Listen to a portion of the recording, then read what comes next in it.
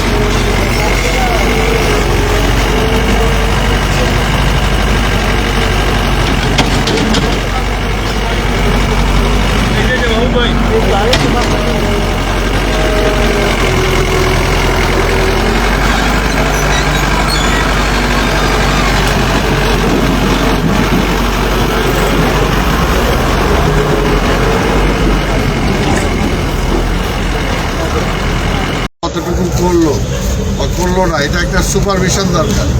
কারণ মেইন বিষয়টা যেটা আমি মনে করি, আসলে সুপারভিশন ছিল না সিটি কর্পোরেশনের, কোনো জবাবদিহিতা ছিল না। কে কাজ করলো কি করলো না, তাদেরকে যে একটা জবাবদিহিতাতে আনা, এটা এতদিন ছিল না। কিন্তু আমি আসার পরে এটাকে জবাবদিহিতাতে আনার জন্য চেষ্টা করছি। এই জন্য তারা যাতে না বলতে পারে, আমি নিজে এসেই দেখলাম যে তারা যে বলে দিল এই জায়গাটা 100% পরিষ্কার হয়ে গেছে। এখন আমি না দেখা পর্যন্ত নিশ্চিত হতে পারি না যে 100% হয়েছে। সেই কারণে দেখলাম যে 100% যে সব কিছু কিছু জায়গা হয় নাই। তো সেটার আমার ভবিষ্যতে তাদের প্রতি নির্দেশ থাকলো যে যদি তাদের দায়িত্ব কেউ পালনে অবহেলা করে, এবং মাননীয় প্রধানমন্ত্রী এই ব্যাপারে সিরিয়াস। যেমন গত ঈদেও তাদেরকে একটা ঈদ বোনাস দেওয়া হয়েছে পরিচ্ছন্ন কর্মচারীদের। এই ঈদেও তিনি একটা পরিচ্ছন্ন একটা ঈদ বোনাস দিয়েছে। এমনকি আমরা সিটি কর্পোরেশনের পক্ষ থেকেও দিয়েছি। আমরা যার যার সুযোগ সুবিধাগুলো দেওয়ার চেষ্টা করব বা করছি, কিন্তু তার দায়িত্বটা তাকে পালন করতে হবে। তার দায়িত্বটা যদি পালন না করে, তাহলে স্বাভাবিকভাবে নগর যেভাবে নগর থেকে সিটি কর্পোরেশন থেকে পাবলিক যে সার্ভিসটা আশা করে, সেই সার্ভিসটা পাবে না। পাশাপাশি একটা কথা আমাকে বারবারই বলতে হয়, সেটা হলো যে দেখেন, আপনারাও জানেন, এটা সাক্ষী যে একবার হয়তো পরিষ্কার পরিচ্ছন্ন কর্মচারীরা পরিষ্কার করে গেল, আবার 1 ঘন্টা পরে দেখা যায় যে সেখানে আবর্জনাটা ফেলে দেয়।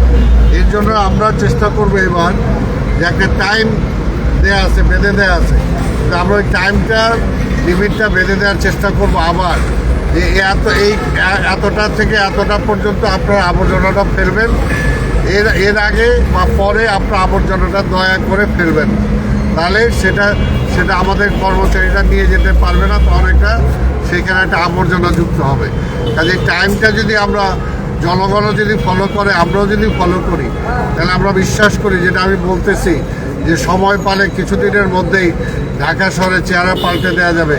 আমি এখনও বিশ্বাস করি জনগণ যদি সচেতন হয়, আমাদের সার্ভিসটা যদি আমরা 100% দেই, তাহলে অবশ্যই ঢাকা শহরে চেহারা পাল্টানো যাবে।